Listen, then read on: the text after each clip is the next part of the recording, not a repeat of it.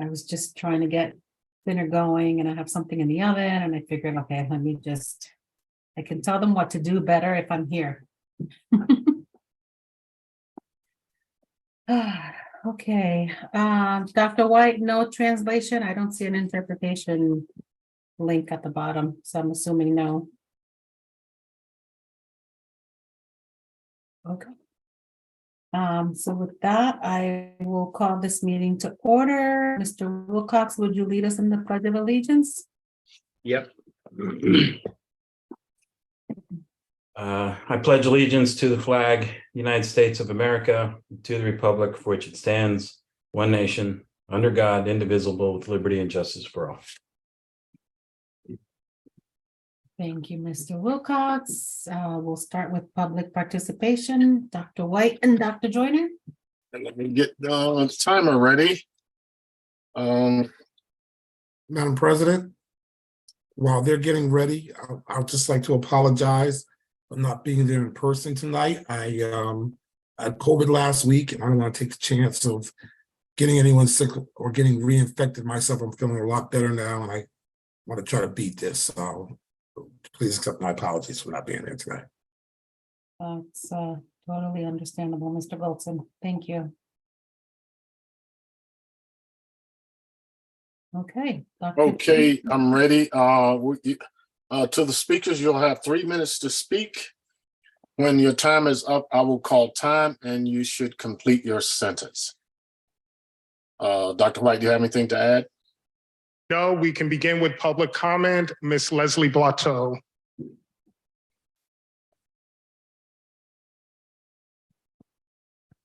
Good evening, everyone.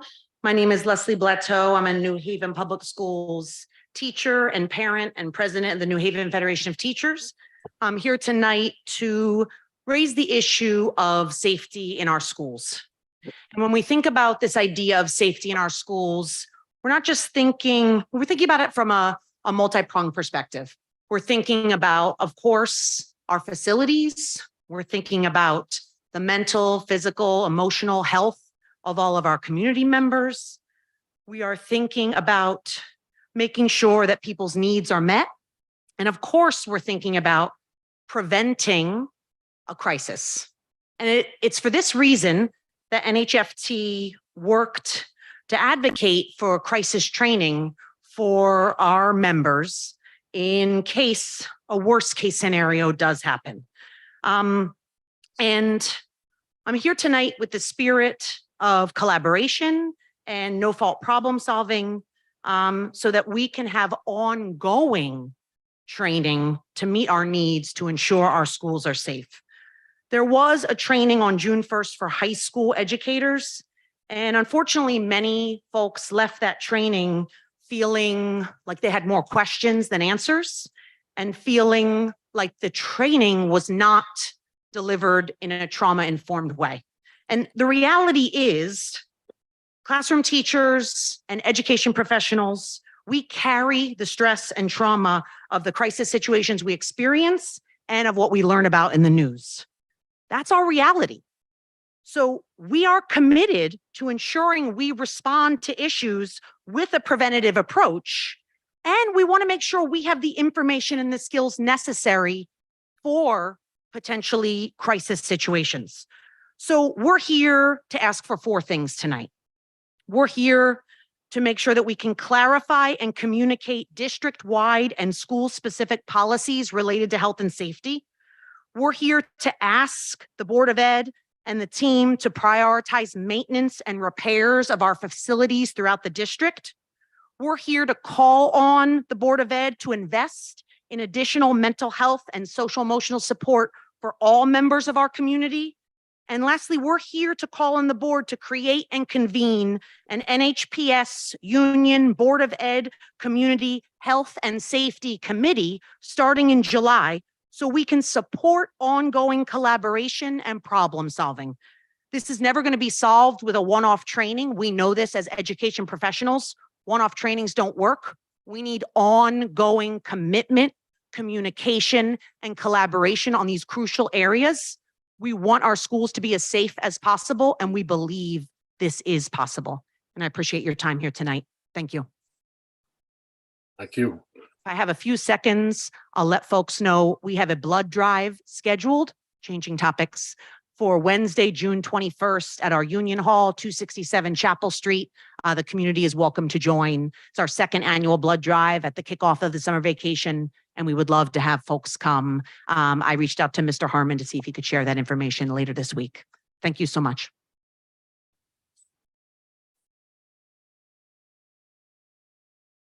So, Dr. White, you're muted.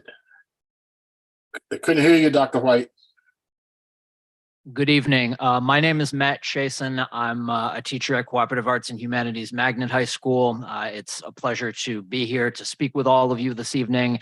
I'd like to echo what Leslie very eloquently articulated in saying that I think communication and the chain of command with respect to when events such as the June 1st training take place could certainly be improved upon.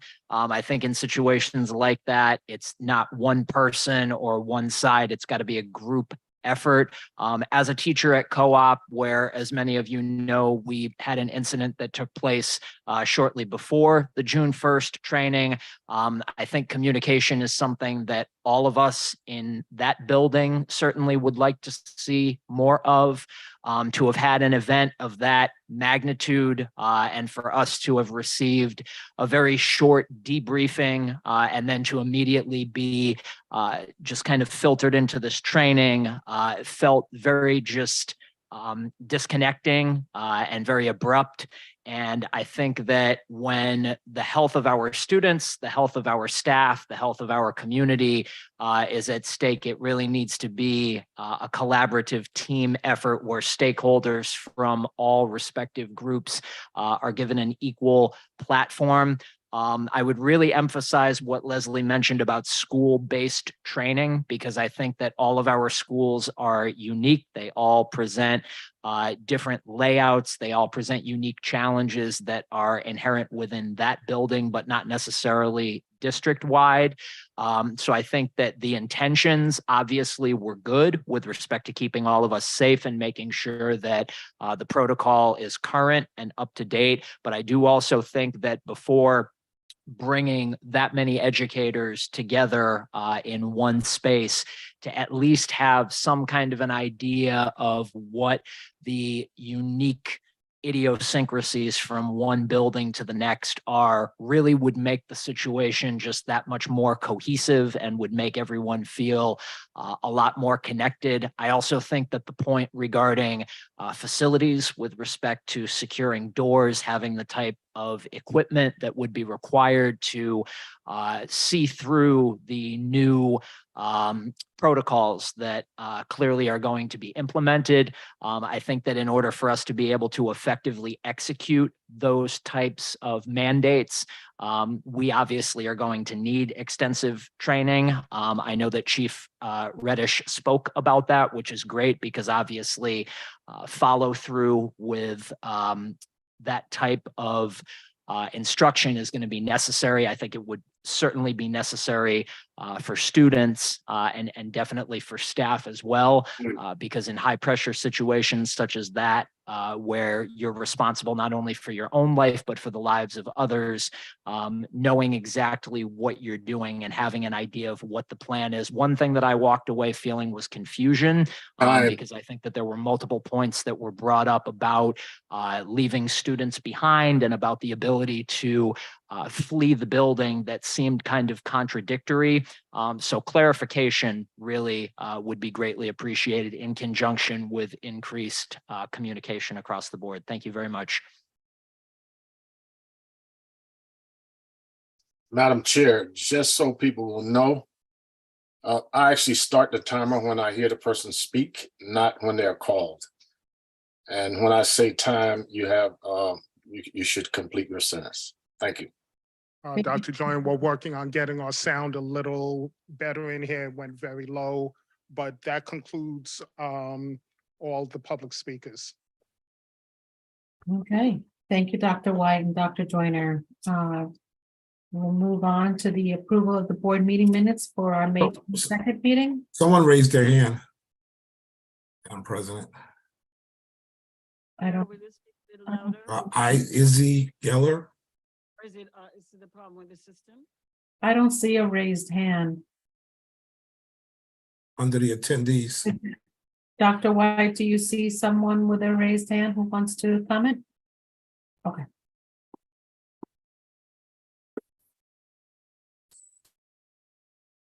Hello. Yes. Hi there. My name's Izzy Geller. I am zooming in. I am a ninth grade English teacher in the district. Wanted to echo what Leslie and my colleague from Co-op have stated. I left June 1st session with no clarity on what exactly I should do in an active shooter situation. And I believe we need not only trauma-informed building specific trainings, but also communication between central office and school communities to ensure that staff members' questions are answered and clear policy is shared. And I'd like to be promised that there will be an investment in maintenance and repairs and in additional mental health and social emotional support for students, educators, and all members of our NHPS community. I know we have been requesting crisis training for several months, and we will continue to do that to demand a training that ensures the needs of all groups are met. I think we should be treated with care and provided with concrete instruction that's based on the physical realities of our classroom. And in the spirit of fault problem solving, I am really looking forward to the 2023-2024 school year. And I feel like I and many other educators and students would enter that year far more confidently, knowing that the Board of Ed and New Haven Public Schools is prioritizing health and safety, physical maintenance and repairs, distribution of appropriate supplies, and trauma-informed trainings. Thanks so much. Thank you.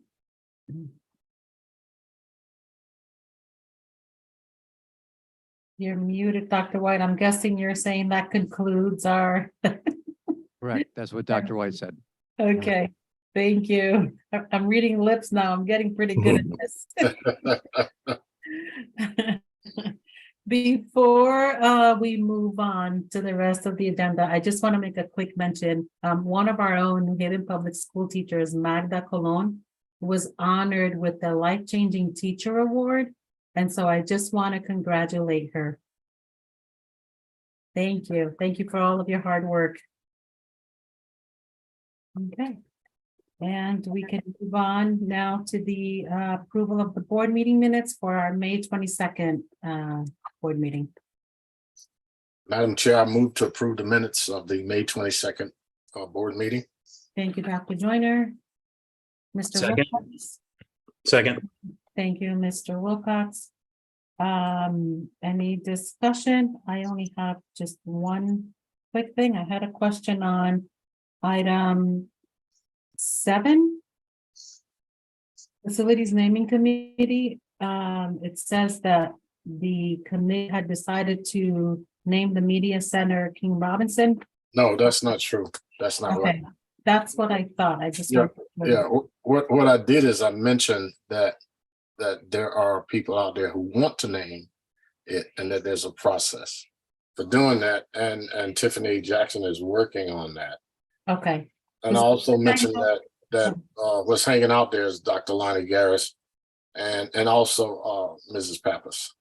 okay, sounds good. Because as far as I know, the committee hasn't met yet, correct? No. And we can't meet until we get a formal request. It's not really on our end. It's on the people who want to do it. Right, Just get a formal request, and then we can give them instructions and whatever. So for the Lonnie Garris people, the Dr. Eileen Tracy people, and for the Mrs. Hazel Pappas people, if you can submit a request to me and a copy to the board president, and we can contact you and go from there. okay. Thank you, Dr. Joyner. Actually, that's my report. So Thank you, Dr. Joyner. Any other discussion?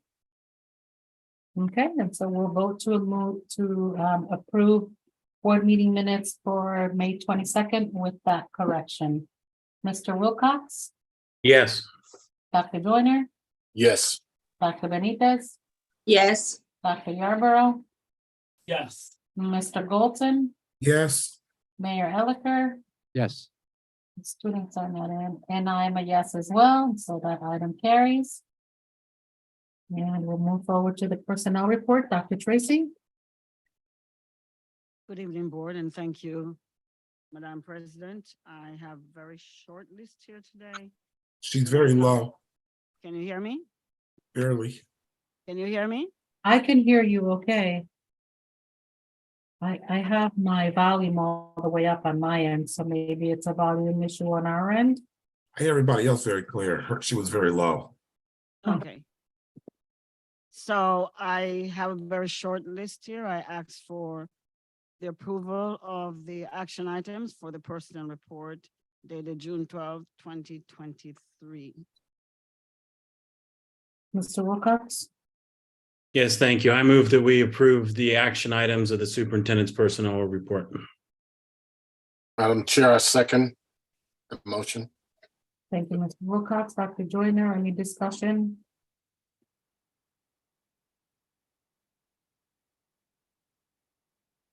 Dr. Joyner? Briefly, I'd just like to congratulate Dr. Tracy on the fine for the food service person. Those are hard to fill positions, and looking at the person's business background, computer science background, as well as working in a system that I'm pretty familiar with, Montgomery County, Alabama. It looks like we got a great fine. He's pretty young, so hopefully we can keep him and not have to worry about filling that position, provided he performs well, and I'm sure he will. Thank you, Dr. Joyner. I know that Dr. Yarborough and I both had questions, and we had asked for either Dr. Tracy or Mr. Lamb to talk about the process that was followed, and if it's the same process that's followed for all of the other director hires. So we have different kinds of directors, we call it directors.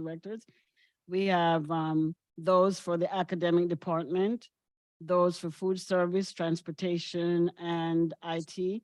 So there are different types of directors. The same process of interview is carried out, however, with different sets of questions germane to the position. The resumes are checked on. Resume cut is done for those who qualify for the position. An interview is carried out by members of my team, depending on where they fall, executive and cabinet team, mostly cabinet team members who help to carry out these interviews. And then they make recommendation to the superintendent. Then I carry out another set of interviews to make sure this is the right person we're looking for to fit the district scheme of things. So that's the process. That's the process for any position, but the sets of questions are different and the interview players are different. Okay. Thank you, Dr. Joyner. Dr. Tracy, sorry. Okay. Any other questions or concerns, Mr. Bolton? I just have a question about the process also. I know at the last meeting, Dr. Tracy pointedly said that she didn't have anybody for this position. And then a couple of days ago, we got a notice saying that she was hiring someone. So I'm assuming that this person didn't go through the first round of interviews and somehow came up after those interviews were done. Is that what happened here? So I'm glad to respond to that. So we always have different types of interviews. We have an interview process with a set of candidates. When that came to the end, we did not find a candidate who was, credentialed or have the experience that we need for the position. We kept the position opened. And then we have more candidates and they carried out another set of interviews. And then the second round came to me. I'm always the second round and final round. Thank you. And that's what happened this time. Thank you. Okay. Seeing no discussion, we'll go to approve the action items of that personnel report. Dr. Joyner, Yes. Mr. Wilcox, Yes. Mr. Bolton, Yes. Dr. Yarborough, Yes. Dr. Benitez, Yes. Mayor Elicker, Yes. and I am a yes as well. And so that motion passes. May I ask, Madam President, Yes. that Dr. White, please bring on Mr. Byron Young. He's supposed to be waiting somewhere there.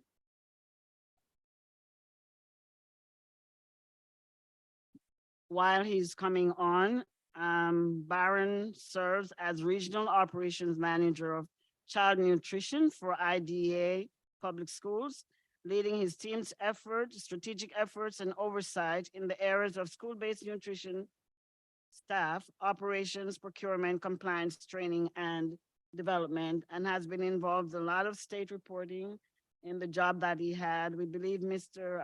Byron is suited and well qualified for the position based on the interview experiences we've had with him. Mr. Byron? Good evening, Superintendent Tracy, and to New Haven board members. I would just like to take this time to thank you for this opportunity, and I look forward to working with each and every last one of you and making the child nutrition program in New Haven the best in the nation. Very to the point. Thank you so much, Mr. Byron Young. Welcome to New Haven Public Schools. Thank you. Congratulations. Congratulations. Montgomery, Alabama State. Kappa Proud Alpha. graduate. Proud graduate. There you go. Dr. Tracy, did you want to go over anything on the? What was that? Madam President? Madam President, can I just say one thing? I noticed that Mr. Young was recently honored by his college for, I guess, 50 under 50. And I noticed another person in that class was State Representative McGee. So it looks like he's a good company there. From the Mecca, Montgomery. And we have another resource to talk to our state legislators up there now when we try to get more money. Thank you, Mr. Goldson. Dr. Tracy, does that conclude your report, or did you want to That discuss? concludes my report. I thought Dr. Joyner was saying something, yes? I don't know. I was just talking about what the history that he comes from in terms of going to school in the city that produced the Montgomery bus boycott, and not very far from Dexter Avenue Church. And I also read that he was a Kappa Alpha Psi. So my nephew was one, and they do a lot of great work. They're not alphas, but they do all right. Or Q's, but I was talking to the board chair. Thank you. Thank you, Dr. Joyner. All right, finance and operations, Mr. Wilcox. All right, thank you very much. First off, just wanted to as always, double check, see if anybody would like anything or need anything moved separately. Looks like Mr. Goldson. yes, I would like, if it's okay, agreements number 36, 37, 38, and change orders 1, 2, 6, and 9. All of those change orders are over 20%, so I'm not going to vote for them. And the last item is I just need more explanation around this purchase order of $750,000. So I'd like to have more information around that. All right, I heard agreements 36, 37, 38, change orders 1 through 6, and change order 9. Not 1 through 6. 1, 2, 6, Sorry. 9. 1, 2, 6, and 9. I'm sorry, I heard 1 to 6 is a range as opposed to. Yes. All right, I'm going to make the motions here. I'm going to first off, I move that we approve. Let's see here. We'll start with, was it purchase order 9? Change order 9. It was starting with agreements 36, 37, 38. All right, well, I'll go ahead. I move that we approve agreements 36, 37, and 38. Second. Okay. Any discussion?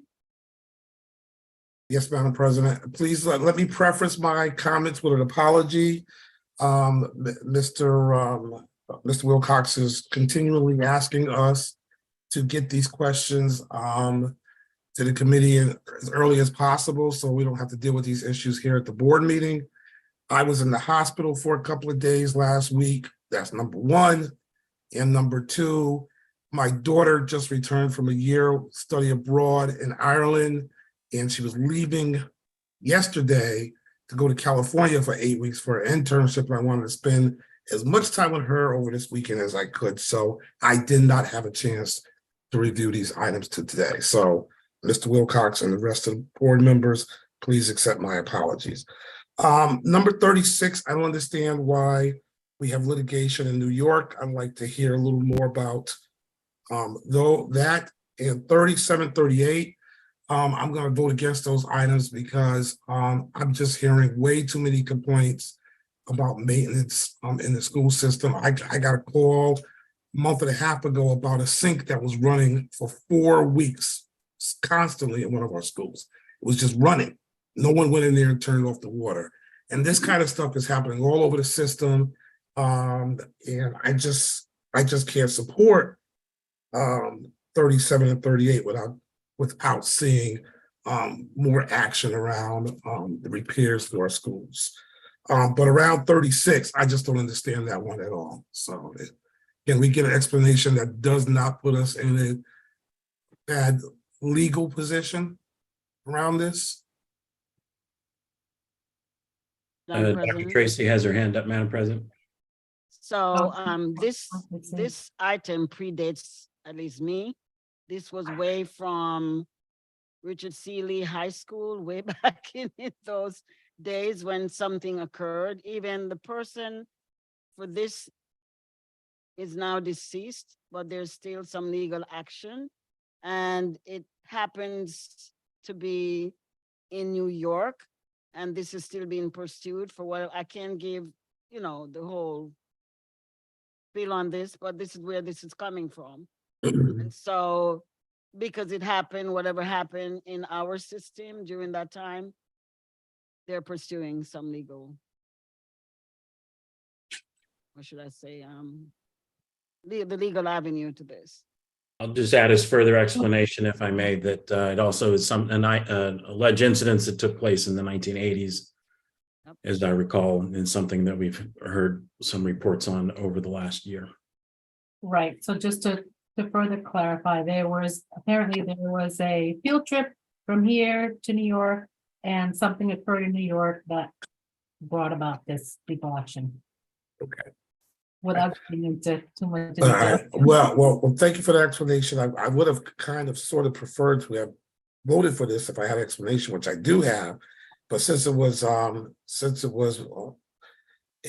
with the other two items, I'm going to have to vote against it because I can't vote affirmative to the other two. So thank you. Okay. Any further discussion? All right, then we will, Mr. Wilcox. If I may, I'll just add that if there are long-term, long-going issues related to maintenance of the spaces, I hope that information is being sent on to the superintendent, and it might be useful also to send it to Finance and Operations Committee members or the citywide Building Stewardship Committee members that also do some of the committee work around these spaces. Thank you. Thank you. Thank you. I might need to get up and say that, but I don't know. I can. So let me, I think it's, yep, I just muted it, so, okay. Okay, so we will move on to vote on agreements 36, 37, and 38. Mr. Wilcox, Yes. Dr. Yarborough, Yes. Dr. Benitez, Yes. Dr. Joyner, Yes. Mr. Goldson. No. I think I saw Mr. Cruz Bustamante, Yes.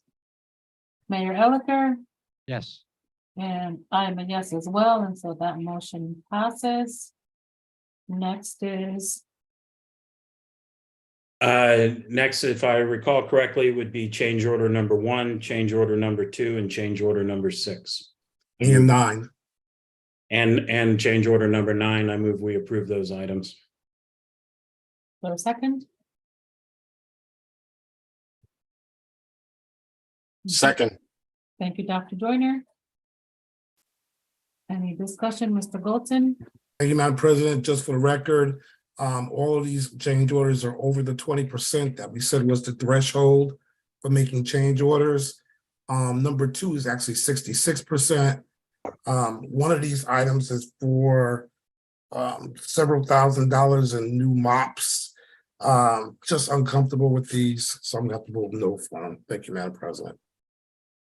Thank you, Mr. Golton. Mr. Wilcox?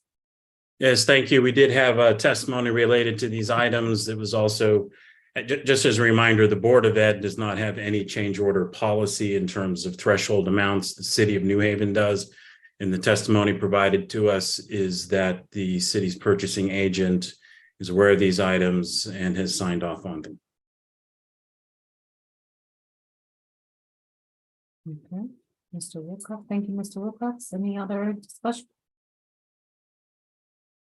Okay, seeing none, we'll vote on change orders 1, 2, 6, and 9. Mr. Wilcox, Yes. Dr. Joyner,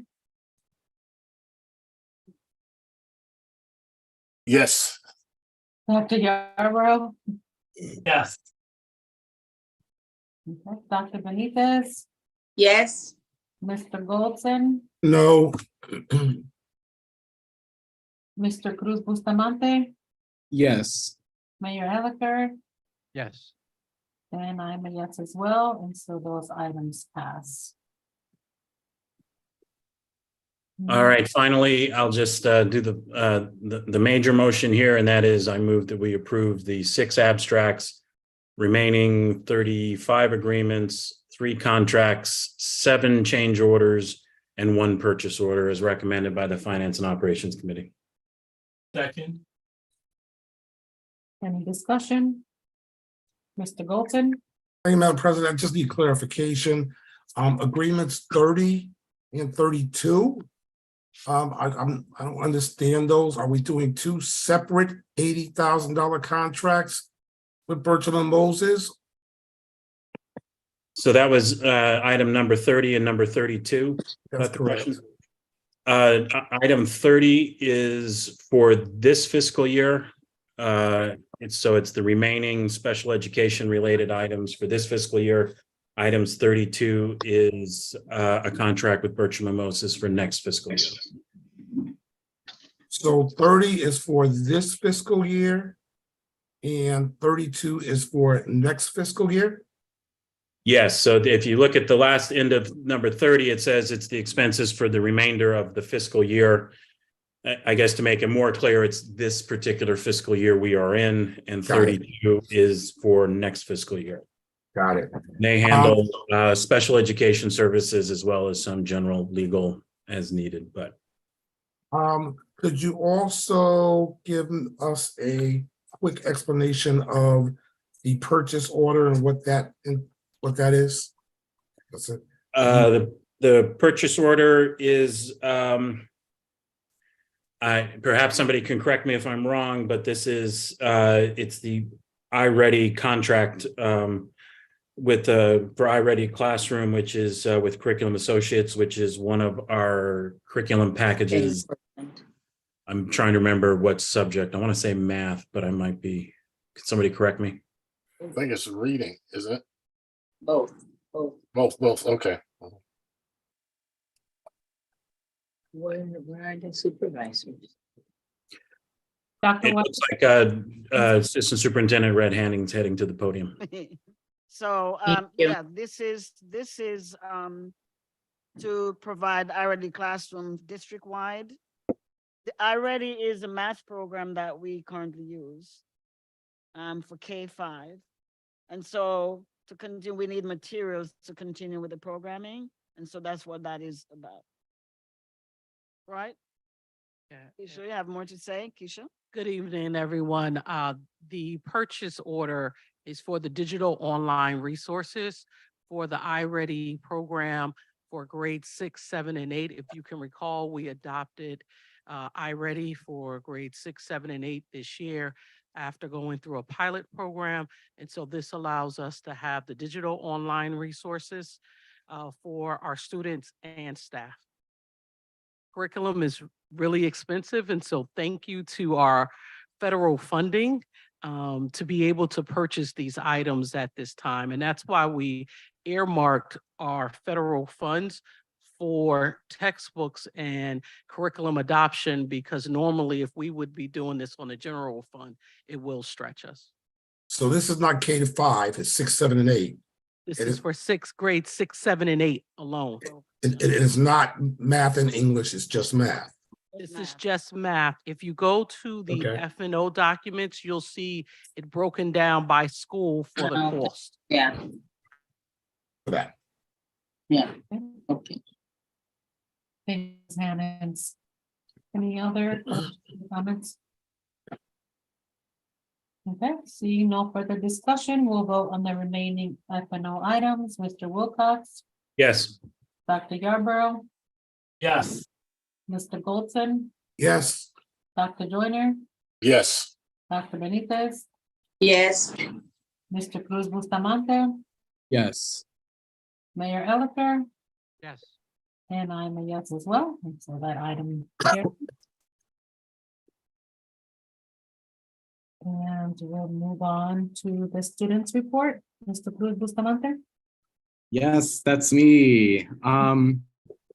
First of all, I'd like to apologize for my absence.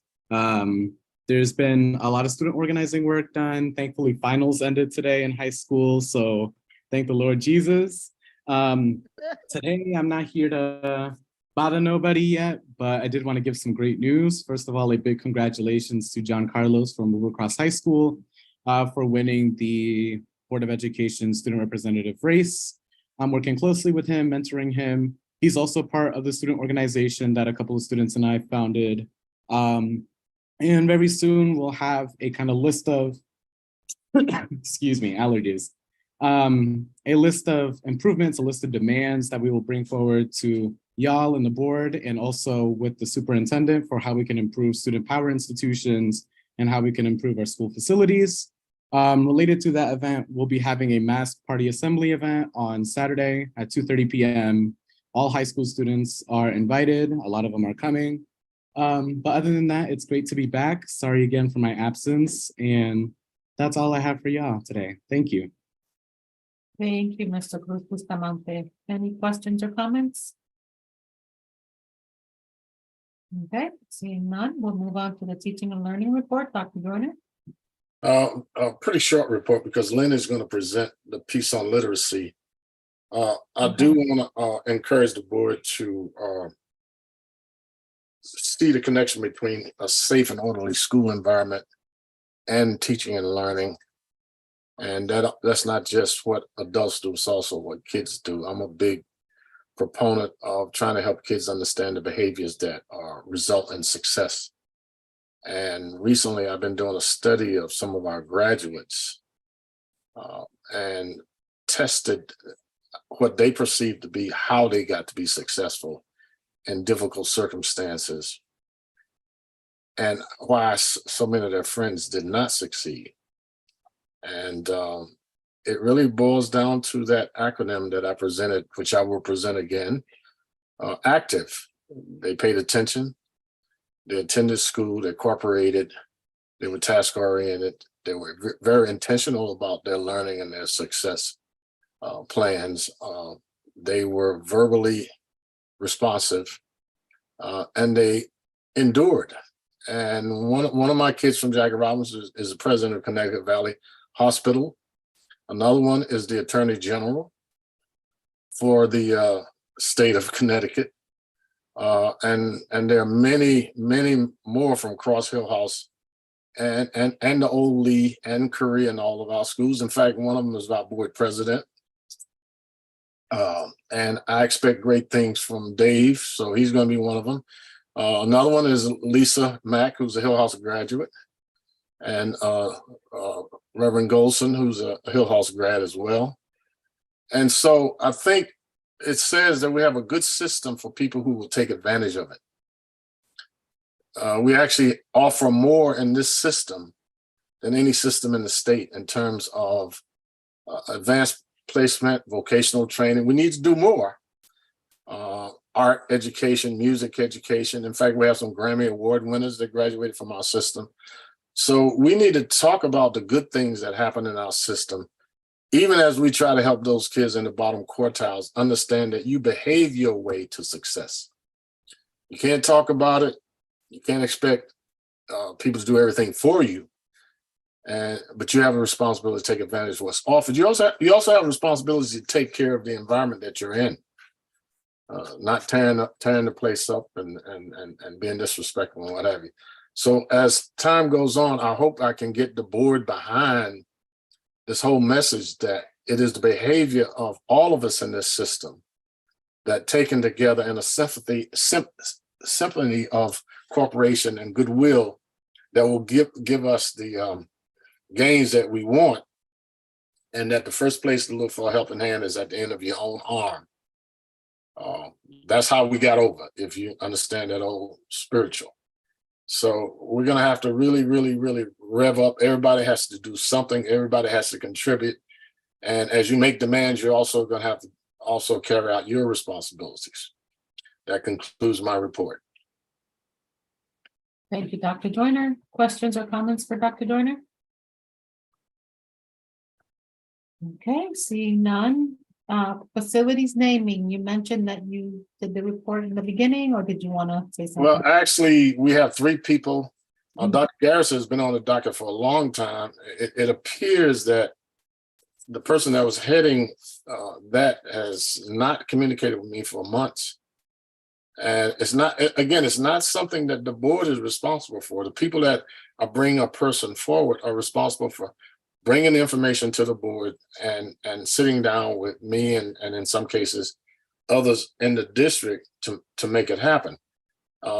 Ms. Caldwell would like to see the library at Clemente named after Ms. Pappas, and we're going to have to, Tiffany and I are going to have to send her a series of steps that she has to take in order to get it rolling and the process, and also a copy of the policy. There's a large swell of people who want to name the media center at King Robinson after Dr. Tracy, and that goes through the same process. So I guess with the lull in activities that will start probably next week, we can sit down and meet and hear from those people and to make sure that they have done the checklist necessary in order to bring it to the board. And Ms. Jackson, you have anything you want to say about that? I see you on the screen.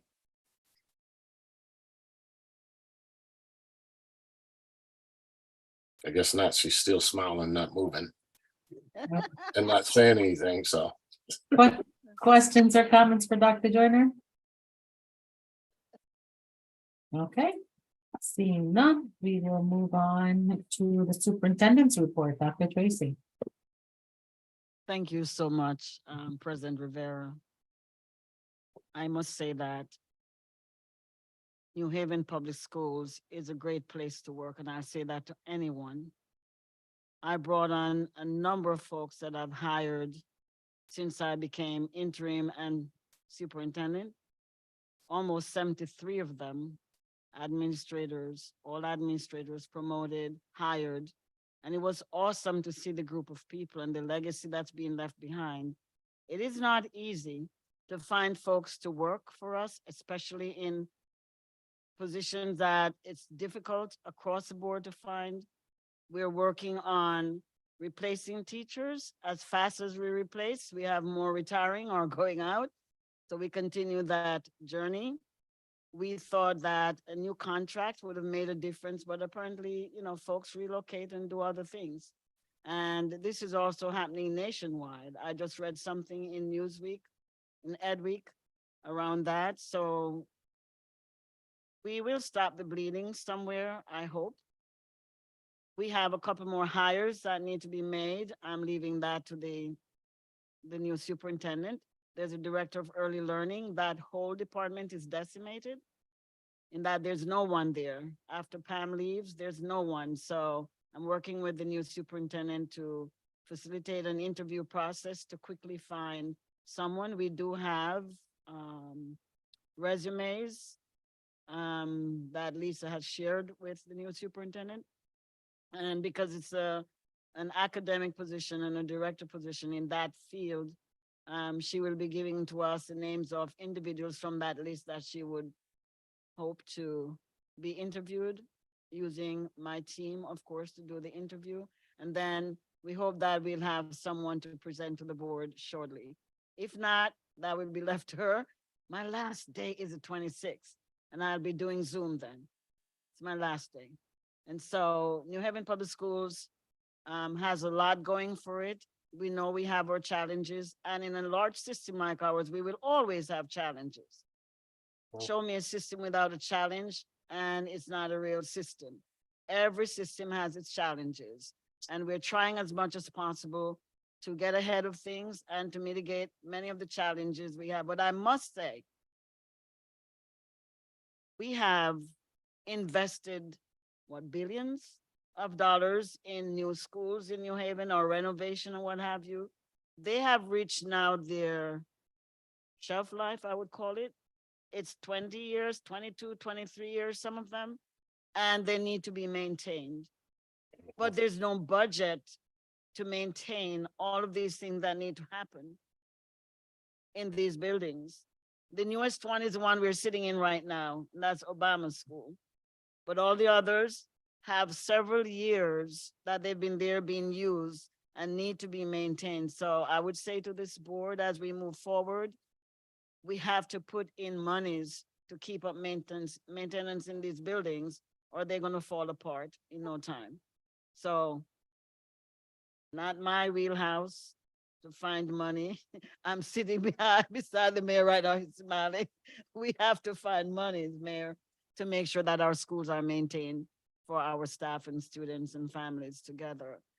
Having said that, today we have a report that's going to be given by Lynn Brantley and I said soon to be departed, Lynn Brantley and Ms. Keisha Hannons, and they're going to present some information on literacy.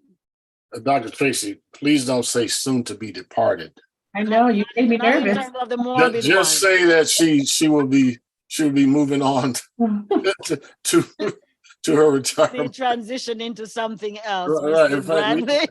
Yeah, well, transitioning is not that cool either, but I okay. know it sounds morbid, right? Yeah, it does. Yes, yes. And we love Lynn. Go ahead. All right, so good evening once again. Today we're coming before you to present the literacy end of year data report. It's included in your packet. I'm not sure why it has just jumped on me. Give me a minute. Okay. As always, we start our presentation with the strategic plan. The end of the year data links to academic learning, but it also talks about culture and climate, high expectations, and a culture of continuous improvement. Our foci for the year in the literacy department was to impact early literacy instruction, build stronger systems and structures, and to measure growth through common tools. Some of the strategies that we employed was to provide professional learning on the science of reading. Many of you know all year long, I've talked about the power of professional learning and building the capacity of all of our staff members. And we'll give you a status report on the end on the strategies implemented. We also scheduled letters training. That was a strategy we said that we were going to do, as well as pilot and adopt a comprehensive reading program. We also talked about building systems and structures, building school level literacy teams at least 6 schools, continuing the 7-week progress monitoring, and beginning school curriculum reviews. And other strategies included increasing participation in our common writing assessment in grades 9 to 12, reviewing a mirror for early reading assessments, and analyzing student writing samples and performance tasks in grades 6 to 8, 9 to 12. With that said, I'll turn it over to Ms. Brantley to talk of our, through the remainder of the presentation before I come back for next steps. Thank you. Okay, so the first, hopefully you can hear me. For the first piece of this, I want to talk about the professional development we embarked on this year, right? Because there's power in the professional development we choose. And so we have leaned into the foundational skills area and we took apart the 7 components of reading and we started with training for our staff. So we had an opening training on oral language, phonemic awareness, and phonological awareness. We then had a second training on phonics, and which touched on the sequential systematic approach that we have through foundations. And we added vocabulary as our next piece of training for our staff. So when we look at data, we want to think about how does that impact the work? We see this training we have chosen impacted the foundational skills. So you know that, or I would believe that you will see the impact in the lower grades where that is the skill set, and then we build out from there. So just for your own knowledge, to have better understanding around the testing that we use, and I think it's very important that people understand the testing that we use because we make broad swiping statements around this. PSF is done in kindergarten, and that assesses a student's ability to segment 3 to 4 phoneme words. So if I say to a child cat, they need to be able to segment the 3 phonemes out of it, right? And they have to do that in a minute. That's what they have to do. It's a time test. And in oral reading fluency, it has advanced phonics, right? You'll get into 2nd and 3rd grade where multisyllabic words lie, 1st grade where sight words lie. And still we're asking students to do that in a minute on a grade level passage. And here are some of the measures, some of the benchmarks of our expectations. So in spring, you're looking at those end benchmarks, right? 53 phonemes and being able to segment 76 words a minute, 128 and 136. So here's where we looked today from fall to spring. We started out in kindergarten at 17% of the students being able to do that segmentation in a minute.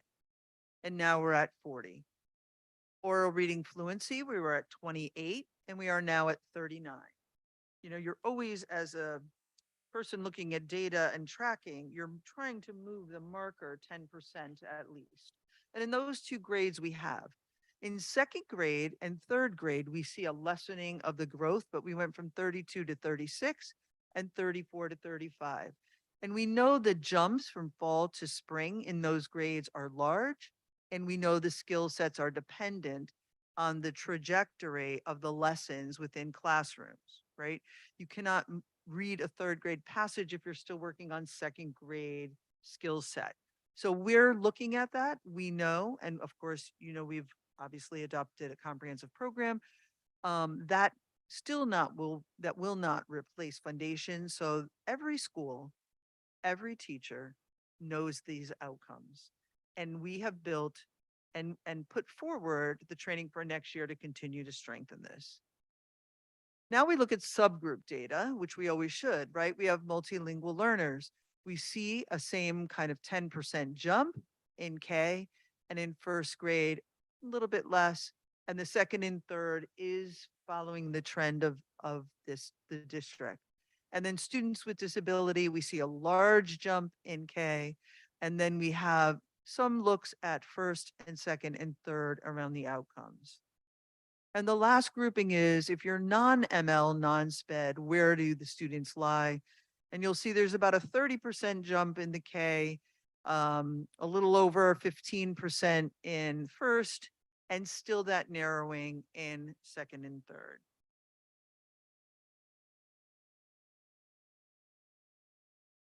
When we look at, did I go too quickly? I feel like I jumped. Yes, I did. Then we did a year over year to see trend data. Again, you know, I can say this again. I keep saying again, I'm so sorry because I hate to repeat words, but the trajectory in kindergarten, the trajectory in 1st shows this going, you know, forward. And in second, we had a dip last year, interestingly enough. Someone in my department asked why I thought that. I think we had a big focus on not only academics, but we were struggling, as Dr. Joyner said, about safety and feeling, some cell things for kids, social emotional pieces put in as we came back into the schools. And you see third grade again, the where it lies. Now, this is a year-to-year comparison by school. And so I do want to give out some shout outs to some schools. And if you wouldn't mind, okay. So when you look at year-to-year growth in the first one that had all this, the schools, Barnard, Bishop Woods, Clinton Avenue, East Rock, King Robinson, Lincoln Bassett, and Beecher show a continual growth forward, right? Their numbers are growing every year.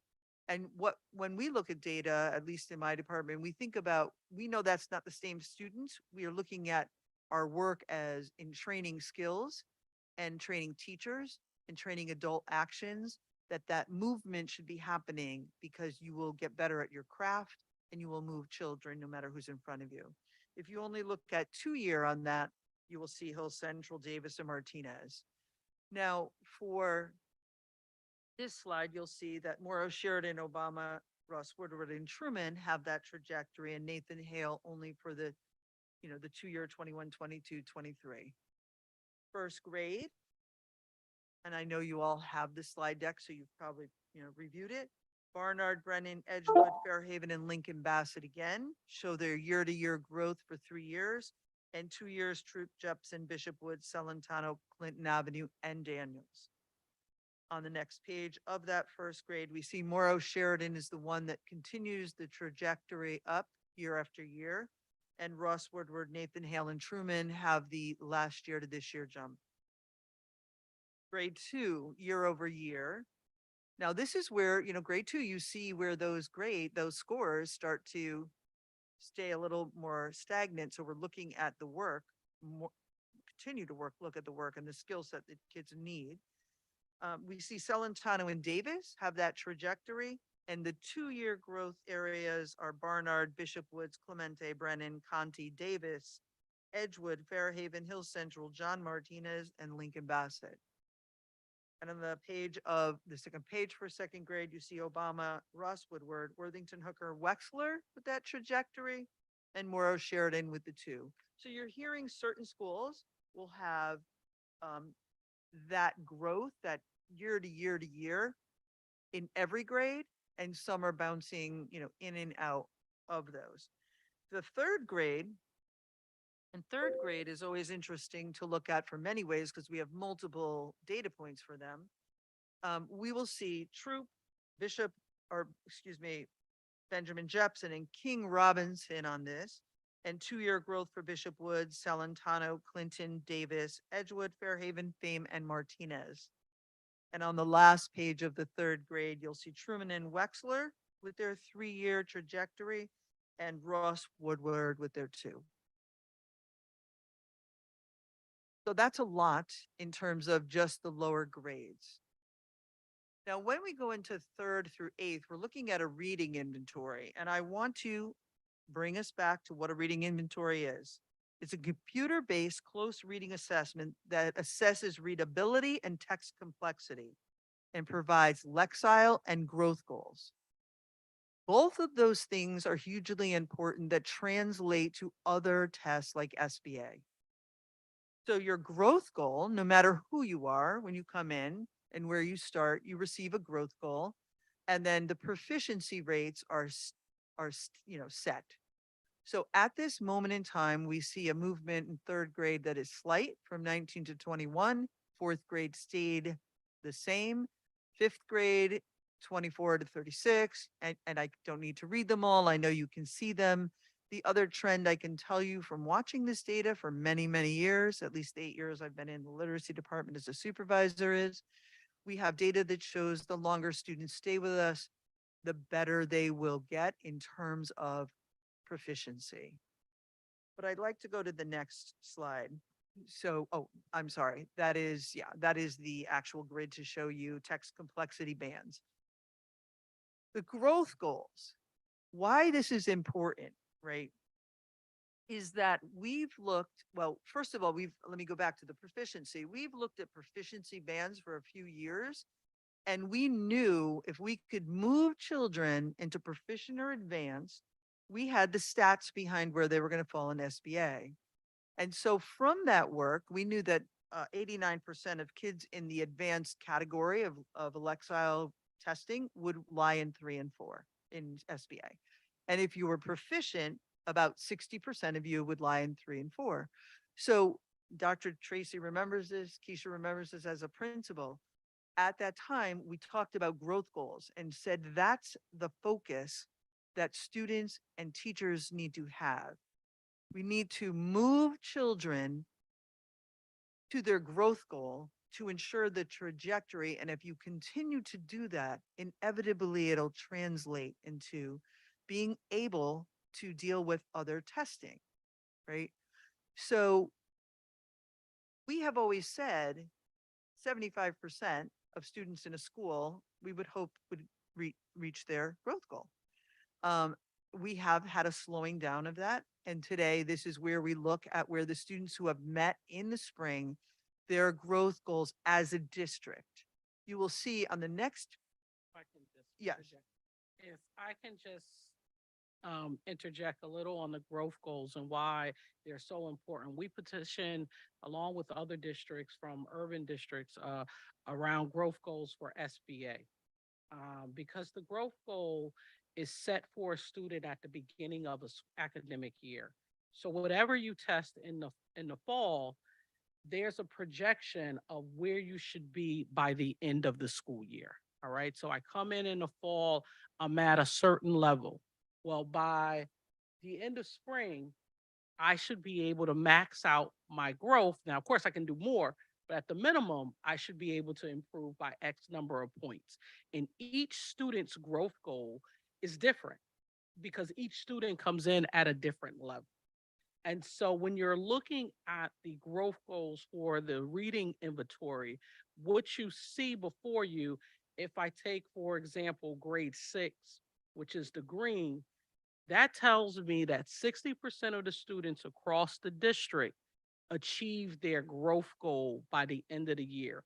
So what was set for them in fall to spring. And it's critically important because that's how you individualize goals. We can talk about proficiency and above, but proficiency and above is stagnant for students, no matter what level I come in on or enter a teacher's classroom. The proficiency and above numbers are stagnant, but the growth goal adapts to the children. So when we set teachers individual goals on their evaluation, we use growth goals because they're critically important. When I sit down with the supervisors and set their lens evaluation goals, it will be based upon growth goals. Now, of course, we want our students to reach proficiency and above, but this is more of an individualized goal for students as well. Thought it was important to provide a little bit more context around what's a growth goal versus proficiency. The last caveat, the last piece of knowledge on that is if I come in advanced, I might not have a growth goal. If I'm already advanced, when I enter and take that test, I'm not given a growth goal, a specific growth goal. It's very, very small. So you would have to tease out the advanced category a little bit. So here is schools again, and I am looking for schools to hit 50% or above in all grades, meeting their growth goals. So we'll see Benjamin Jepson, Edgewood, Betsy Ross, all are above. Every grade they have is a 50% or above. And on the second page, we have Esoms, Lincoln Bassett, Worthington Hooker, all above 50%.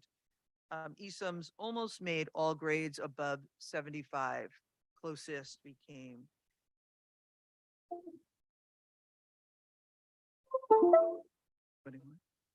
I don't know which one of us were like. Okay, so our status report. As I stated earlier, we set foci for the school year.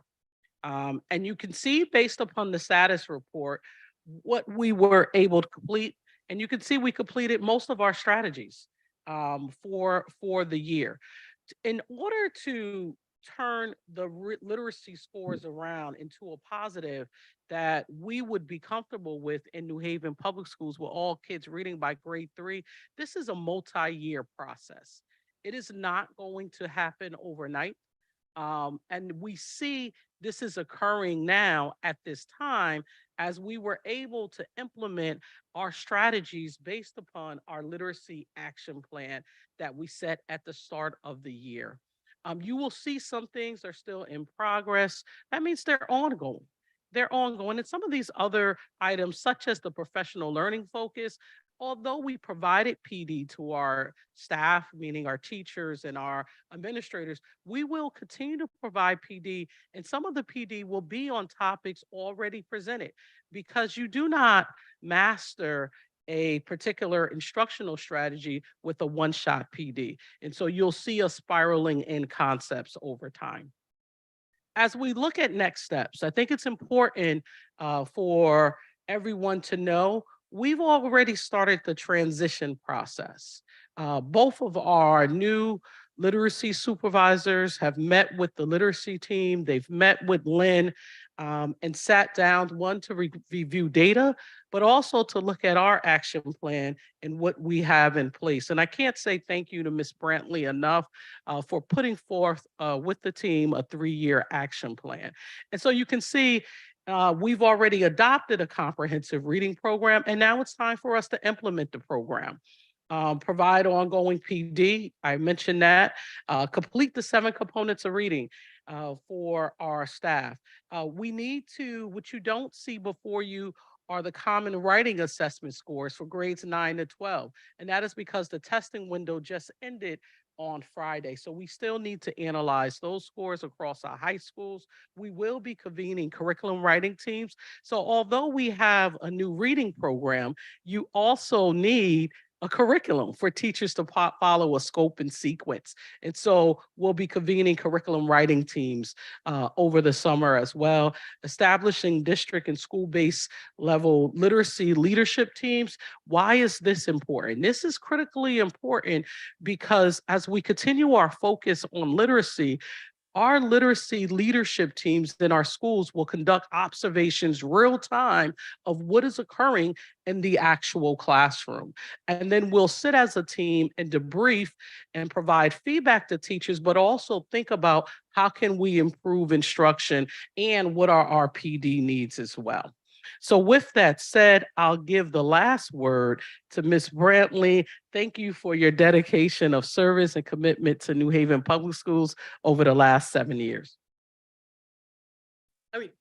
37 years. Oh, I'm sorry. No, she scared me. So, I've been thinking about this. I did ask each if I could have the last word, and I've been sitting here thinking about, do I frame it from a personal point of view, or do I frame it from just numbers? And I'm going to frame it from a personal point of view. For many people in this room, and maybe not all, know in my own family, my family is very diverse. I have children that are born into my family in different ways. I have an ethnicity that's diverse of my children. One, has no problem in school and the other one doesn't. She has all the problems in school, right? And from the day that I took them to daycare, I interviewed people, and I said to them always, I interview you because you will speak over my child and you will write their narrative. Gonna be good, Keisha. And you will not write the narrative that I don't want, right? And so I was particular because I knew the world would write their narrative. I have a young man who's biracial, and I knew his narrative was going to be written. But for me, I was going to write his narrative as long as I could, and for whoever saw over him. And we have written the narrative of our children. We continue to write it in ways when we put out numbers, and they are not our children. So what I didn't tell you in the beginning is in first grade, in second grade, in third grade, 98% of the children grew on DIBELS. They just didn't hit that mark.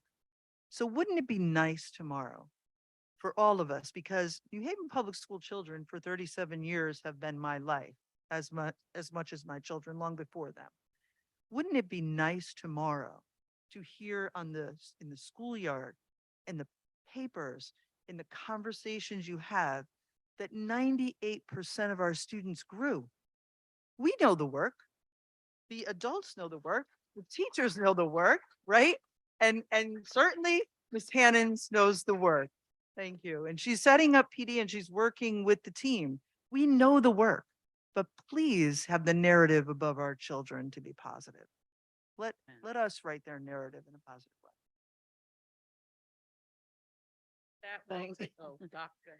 Thank you so much, Ms. Brantley and Ms. Hannons, for the great work that you have been doing. And I'm sure, Lynn, you'll come back to help make sure we have things straightened out, right? On the narrative, make sure that narrative is written for our kids. Thank you so much for your work to New Haven Public Schools. 37 years is a long time. It's a long time. A lot of people don't understand. That's years ago for some people who are still not even 37 yet.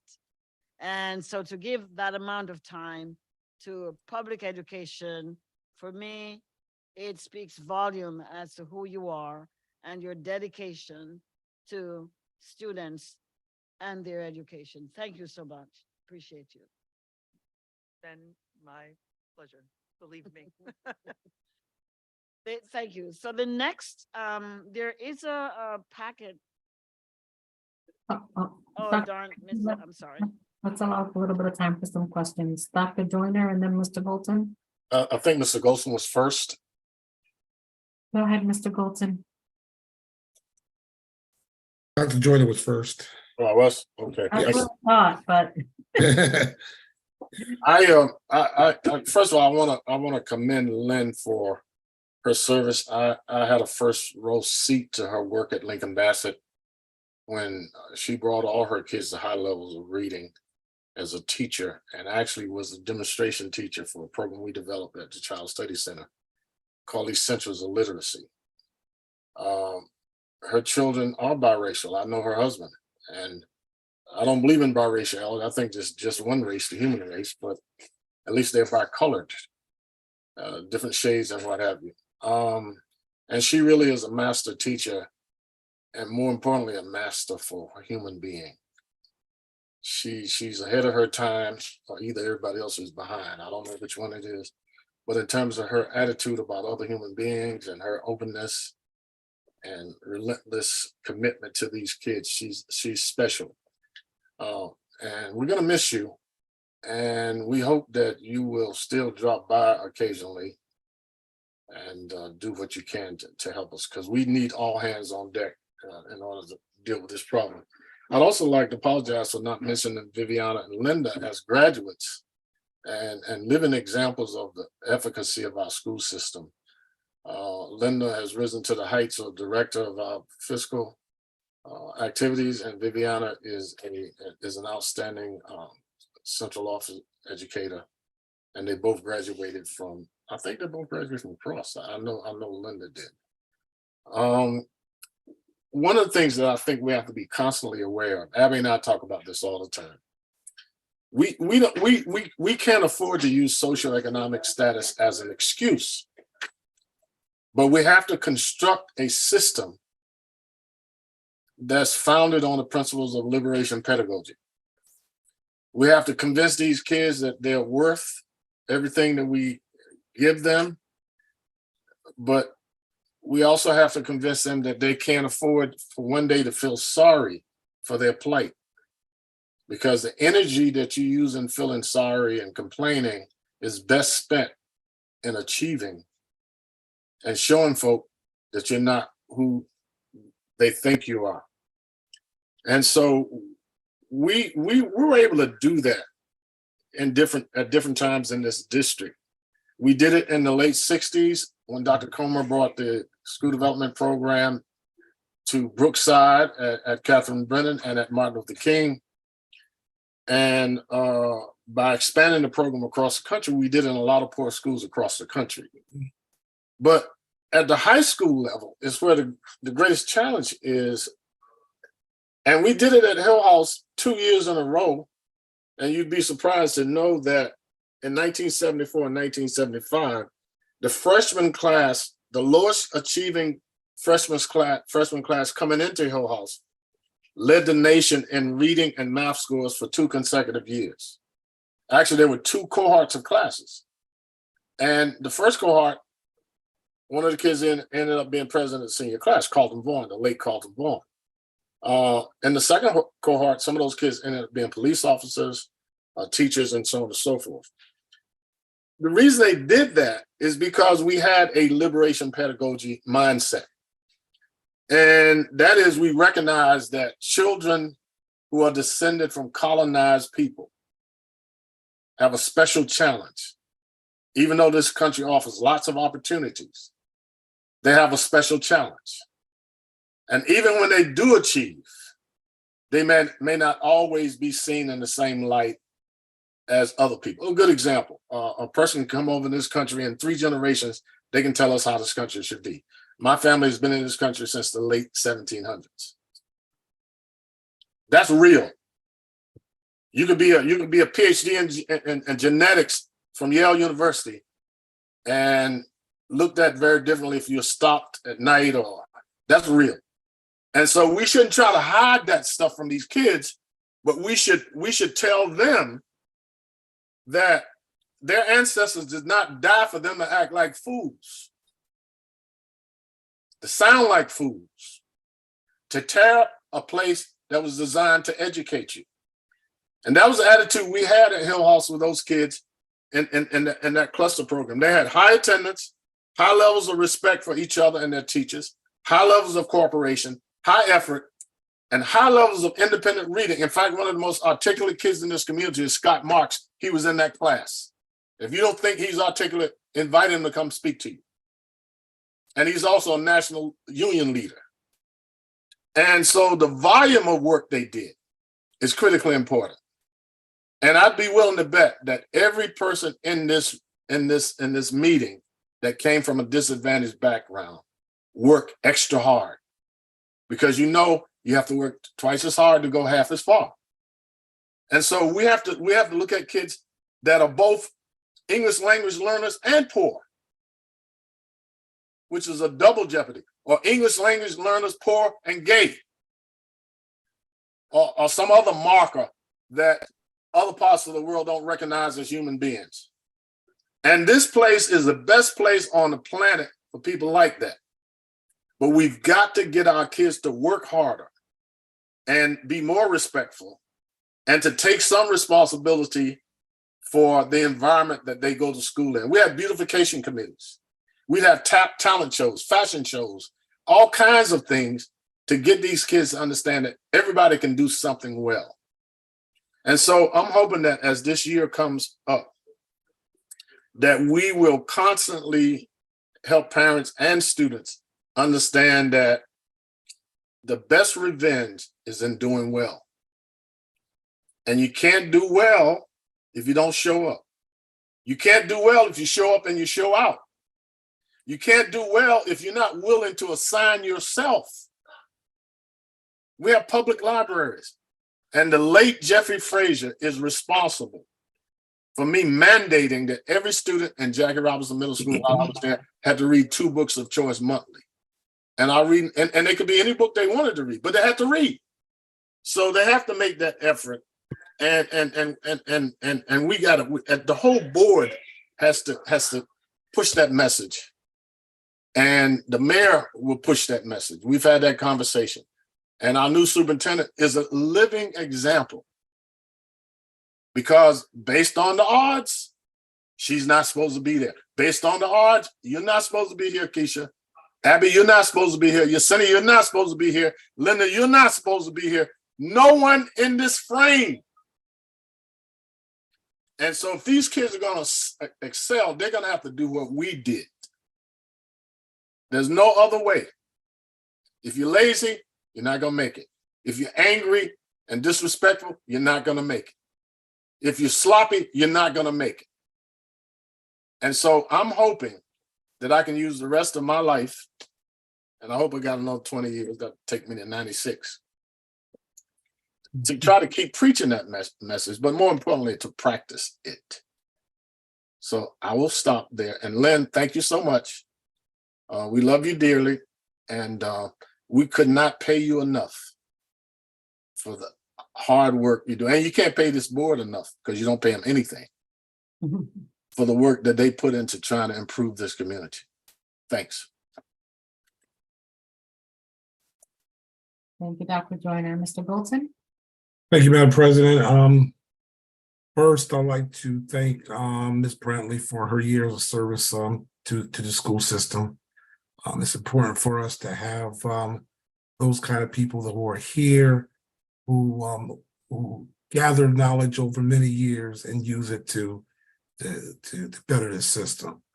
I also want to thank Dr. Joyner for acknowledging the Hill House class of '79, Carlton Vaughn, Scott Marks, blah, and how special that class was certainly to me. Our theme was "Ain't No Stopping Us Now," and many of us have followed through on that theme. I also agree with Dr. Joyner's theme that there has to be a sense of urgency about addressing these issues. And these issues are not just school issues. I mean, kids are not just, their day doesn't consist of just being in the school. Their week doesn't just consist of being in school. I mean, they have home life, they have a whole lot of other things that are affecting the way they are able to learn. And that's clear from looking at these numbers and see where they start at in grade 3. I mean, when they're barely in school, they've just started school and they're starting 19% are proficient, which means 81% are not. 81% of our third graders are not proficient. So I understand the importance of acknowledging the growth that we've seen here.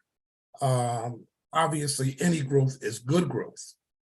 But when we end up with the growth being 55% of our kids are not proficient in reading in 8th grade, that is not something to celebrate. There is more that we have to do, and there's more that this community has to do in order to change those numbers.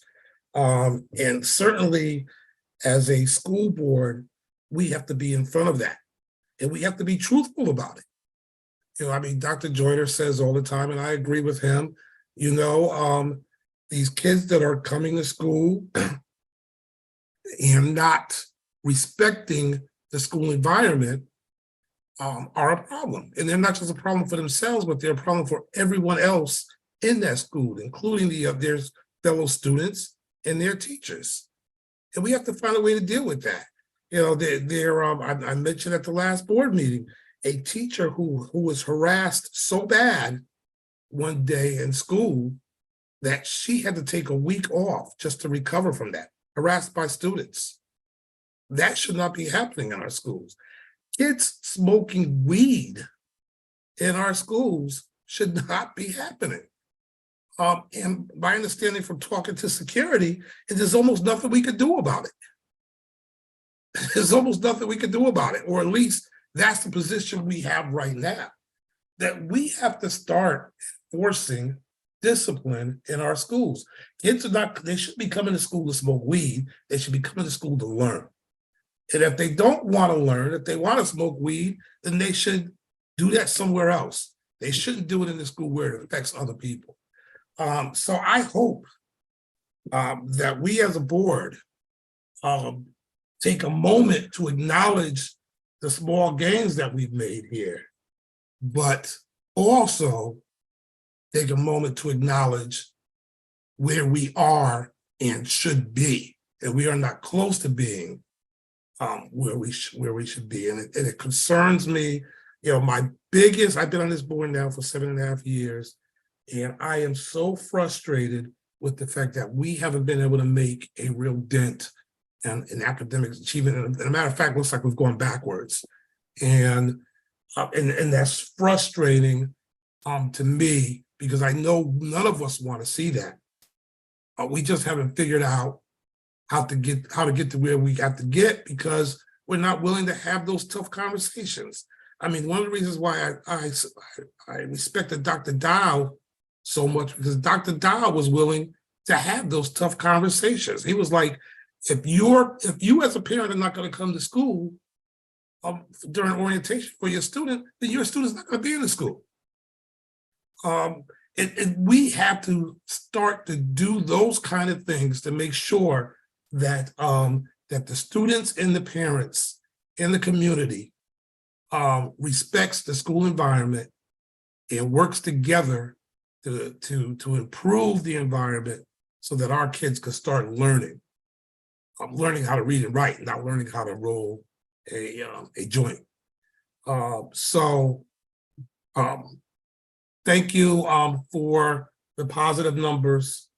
But at the end of the day, I need to continue to focus on the negative numbers, because if you don't, then you're not going to address them. Thank you, Madam President. Thank you, Mr. Golden. Mr. Wilcox? Yes, thank you very much. I'll just echo the comments that people have been saying. Thank you, Ms. Brantley, for these years of good service. Thank you for your report tonight as well. I just had one quick question related to the next year, knowing that we just had the literacy pilot pick the program, and training's already been occurring and is going to be rolling out along with new tools, some of which we talked about this evening with that purchase order for iReady. Can you just talk about how the new program's going to be factoring into next year and what you think that's going to be doing to address some of these issues?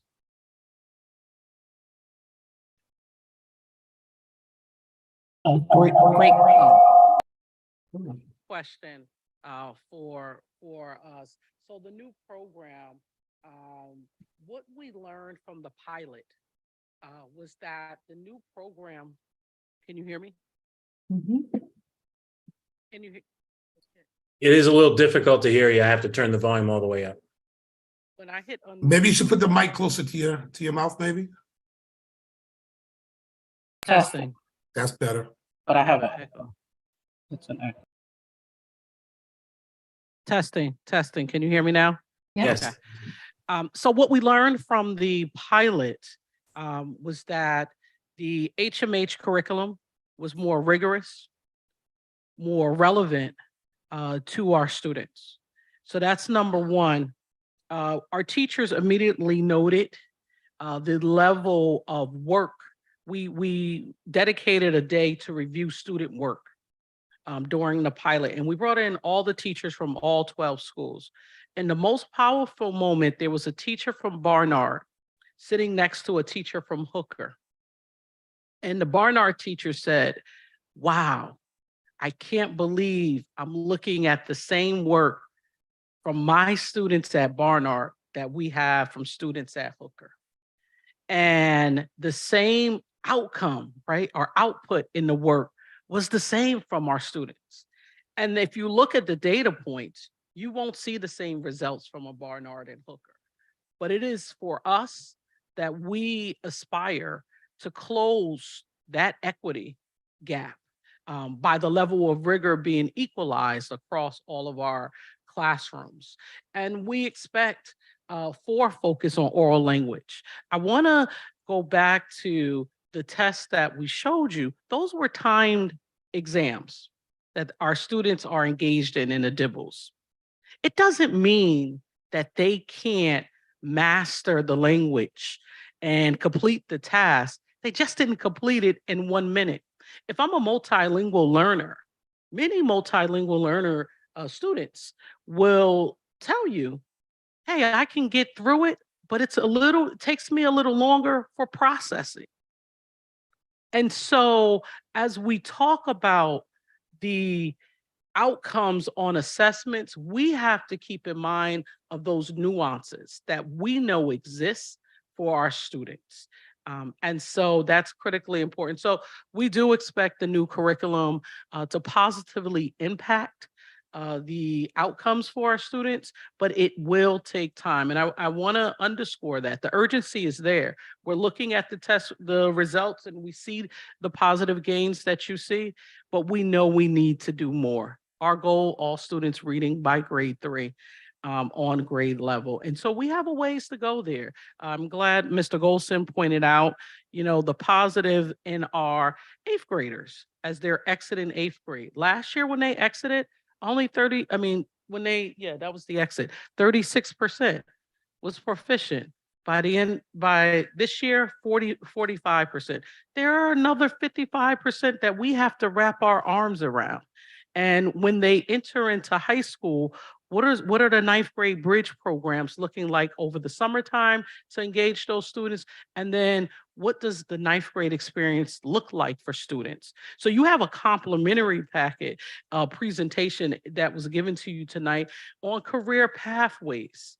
This is the engagement that we want to undergo on the high school level. So although we're focusing on the early grades, those career pathways that at some point will come before you, I know, and make that presentation. It's critically important for us to continue to engage students to ensure that they're career ready as well. All right. Thank you very much for that information. And it's always good. I know everybody always wants information about, the reading numbers and the Dibbles score and all that. And I remember hearing a presentation from Ms. Brandley to a group of parents that also was trying to go in that, how to decipher this, this tool that reading teachers and administrators and everybody uses. And so, and I do think it's interesting. I'm in Florida right now with my mother. And it's just the reminder that I also had with one of my children that the second, somebody can do something at all times in terms of, swallow reading or whatever. But as soon as you say, okay, now this is a test and I'm going to start my stopwatch, I'm seeing with my mother, just like I saw with one of my children. As soon as you say it's a test, it's like, I can't, and it's like, as somebody who was pretty good at tests at different points in my life, it's always interesting to me, just the infinite variation of people. And I'm very grateful that we have good groups of teachers and other professionals, paras and people working with these students to meet them on their individual level. And I'm hoping that the new tools will also be helpful. Thank you very much for this presentation. And I do look forward to hearing about the career pathway presentation maybe later this summer. I think that would be great, and I request that we do hear about that at some point. Thank you. Thank you, Mr. Wilcox, Ms. Hannons, and Ms. Brantley. Any other questions or comments? No. Okay, seeing none, Okay. we. Before you go, Go let me wrap ahead, it up Dr. a little bit. So Mhm. I know we can have nostalgic moments about the past, and that's good because I'm from the past and I'm in the present when great things happen. But today, I think we need to look at, like, you're cooking, you put a lot of things in as ingredients, and you really don't know what the cake will look like until you finish baking it, right? Or what it will taste like. I use that to say that the beginning, as we look at it, may not be that rosy, but look at the amount of students who have graduated, who have gotten the promised scholarship, who have moved on to higher institutions, many Ivy League colleges. These are our same students.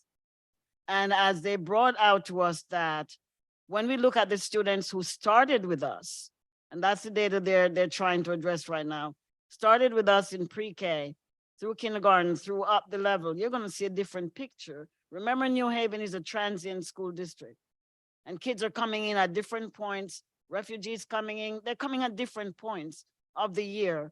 But guess what? Everyone is tested at certain time in the system. So I think we need to be careful of the narrative that we're putting out there. And as Ms. Hannons also brought out, I may be a slow reader, and giving me 1 minute to test and comprehend what I read in 1 minute, sometimes it's difficult for all our students to do. It does not mean they cannot read.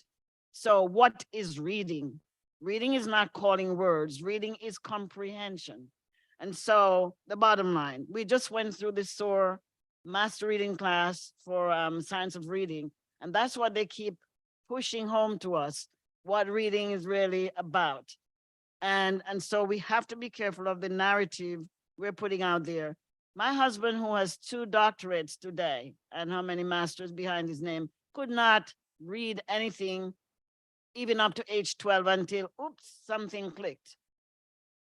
And he started reading and could not put down anything that he was reading. He started, something clicked. So we have to give our young people a chance. And I will leave this system saying, I will never put test scores ahead of my children, because I know they're much more than test scores. So we've got to be careful as a system, the narrative we're spilling out there, and that we make sure that we provide the level of nurturing educationally and academically that our students will need to survive. If you look at what's going on, if you want to look at test scores, look at the middle and you see changes start being made. And you're going up, you see changes start being made. It will take some kids time to get to where they need to go. The bottom line is that they get there. And we will do everything, and I'm sure the team that I'm leaving behind will do everything in their power to make sure that things happen for our students. Thank you so much. Thank you, Dr. Tracy. Mr. Golton? Thank you, Madam President. I'm a little confused. I'm sorry, but we're talking about narratives being put out there. We're just looking at the numbers that were given to us and interpreting the numbers as they say. I mean, if there's some other narrative besides the numbers, then that should be part of the report. I mean, we're making interpretations and everybody else in the public is going to make their interpretation. There'll be 8,000 people that'll look at this and there'll be 7,999 different interpretations as to what the numbers mean. So if there's a different narrative, then we should have that narrative as part of the data. Otherwise, I mean, I don't know how we're supposed to react to it other than, I mean, you gave us the numbers. I'm not quite sure. I mean, I'm not quite sure what we're supposed to do with the numbers. If there's a different narrative, I would love to know what it is. I mean, the narrative I see is 55% of our 8th graders are not proficient. Now, if there's something else to that we should know, then please help us develop that narrative. Thank you, Madam. Thank you, Mr. Golton. Okay, seeing no further comments or questions, we'll move on to the president's report. I do not have a report at the moment. I just want to also congratulate Ms. Brantley and thank her for her years of service. Thank you. The Head Start report, Mr. Wilcox. This will be brief because we're meeting this Thursday at 5 o'clock. Thank you, Mr. Wilcox. Citywide School Building Committee report. This will be brief as well because this meeting was to meet last week, but we had a quorum issue, so we are moving the meeting date to be determined, hopefully this Thursday this week or maybe early next. One thing I will mention is there is the award for the adult education space has come through, the 20 million. I think the alders met recently to approve the acceptance of the money. So this is something we've been waiting on, was all the mechanisms while the money had been promised and earmarked, et cetera, that it's actually moving through those official processes. So I'm sure this is something we're going to be hearing a lot about over the next several months. That's great news. Thank you, Mr. Wilcox. Mr. Golton. Thank you, Madam President. Can we give a special shout out to our New Haven delegation, especially Representative Tony Walker, who shepherded this through the budget process and make sure that it got done. Thank you. Absolutely. Thank you. Indeed. Okay. Finance and operations report. I'll be brief on this as well. We will be meeting next week as we typically do. I think on the agenda, we're going to be seeing not only the last month's financial report with updated numbers about any budget deficits and the mitigation efforts for this year's budget deficit. Those numbers should be updated so we can get a real sense of how well we've mitigated that. This is, as we move to the end of the year closeout, hopefully they're going to have a better sense to exactly where we are with that. And then also I'm don't know for sure, but it would be a good time for us to see a budget for next year. Because we are coming through to the end of this year and probably need to have a budget on or around July 1. So I'm thinking that we'll hopefully be seeing some information related to that. Those two big items, the last one being particularly big, might push off the policy work. I do want to mention that we are looking at the security and safety related policies, in which includes things like some of the things that were mentioned in public comment. There has been discussion at Finance and Operations Committee meeting, and I think also in a Teaching and Learning Committee meeting, about having a board level committee or a recommendation for a board level committee around safety and security. Some states like Rhode Island require that. We do have, state mandate safety and security committees and reports and things at the school level. And I know some work happens at the district level, but something to have a better mechanism so that the board is in the loop as well on some of these things. Obviously, safety and security is a major issue. So that's all coming there, although it might get pushed out. I will just say to any of our union representation, I and the other committee members, we're all happy to meet on this, and the draft policies have been posted for review, and the committee's happy to have suggestions as we take a look at that before it goes to governance. So that's finance and operations. Thank you. Thank you, Mr. Wilcox. Any questions or comments for Mr. Wilcox? I don't know if you can see me, Madam President, but You're teeny tiny on my screen, but go ahead, Mr. Mayor Elicker. So just while we're on the question of the budget, I want to take a moment to thank a lot of the people that went up to the Capitol to advocate. There were board members that advocated. The teachers union was great, and other union leaders.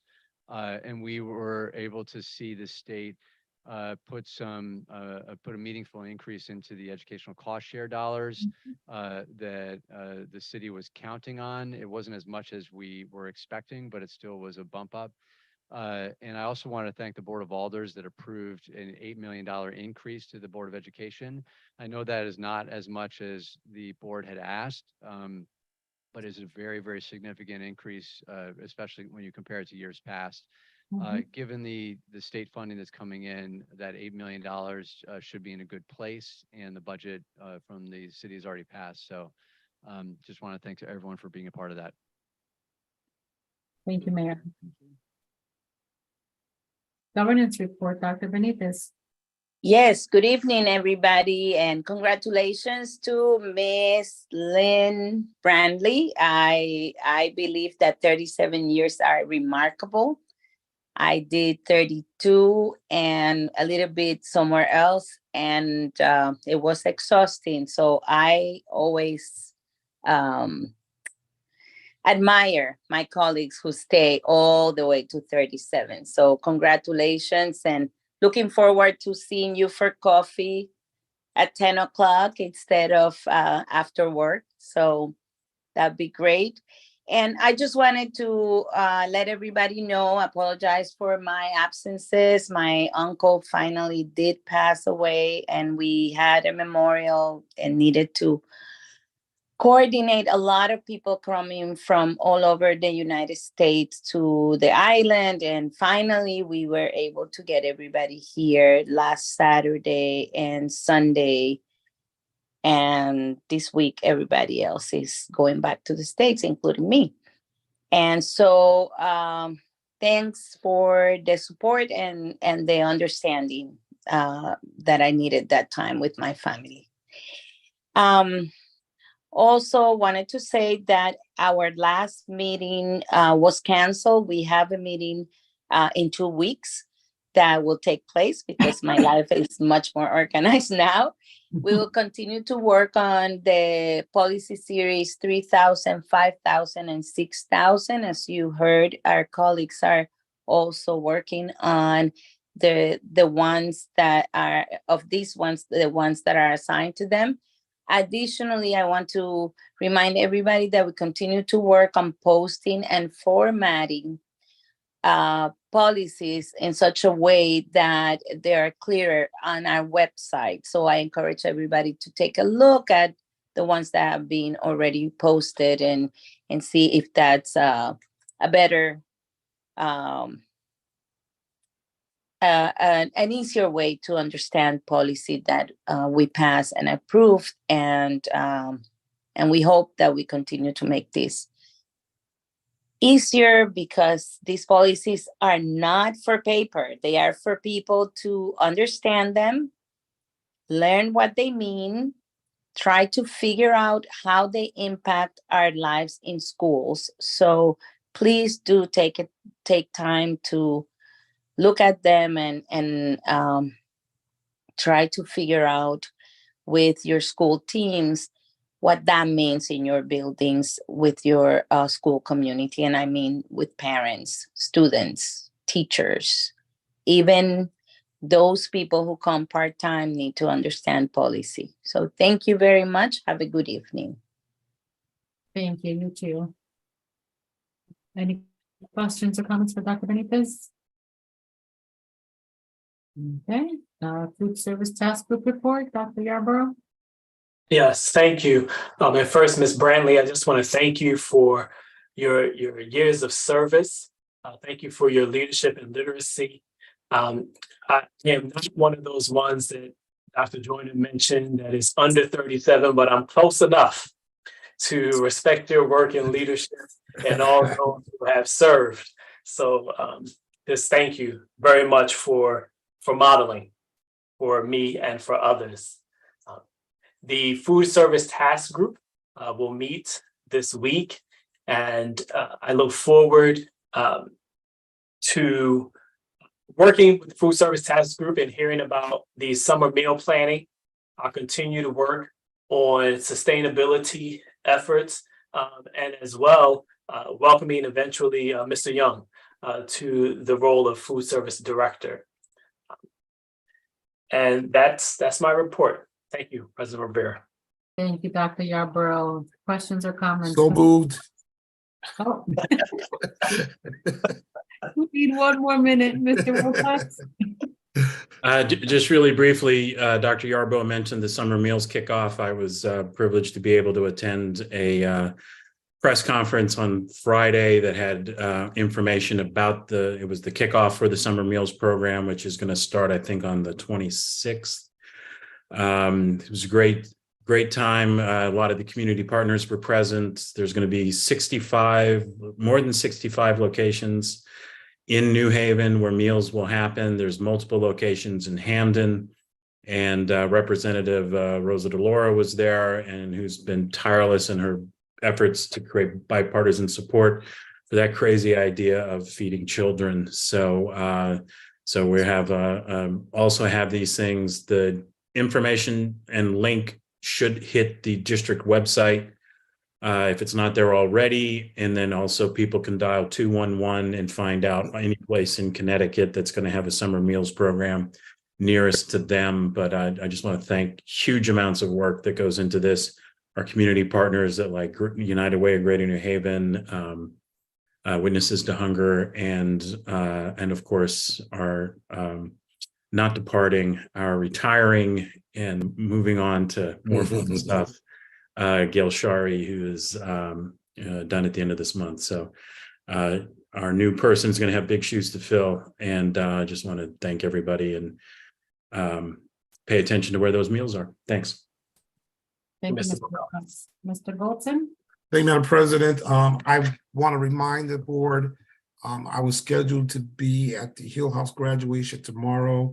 Because of my COVID status, I'm not going, but I think the mayor already mentioned he was going to be there anyhow.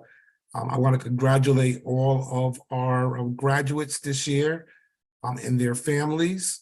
I've been traveling through the city back and forth to the hospital, I've been seeing prom balloons all up in people's houses and so on. It's a great time of the year, and I wish all of them well. And with that, if you will accept, I will make a motion to adjourn. Sure. Second. Okay, so properly seconded, motion to voting on the adjournment. Mr. Wilcox, Yes. Dr. Benitez, Yes. Dr. Yarborough, Yes. Mr. Goldson, Yes. Mr. Gahn, Mayor Elicker.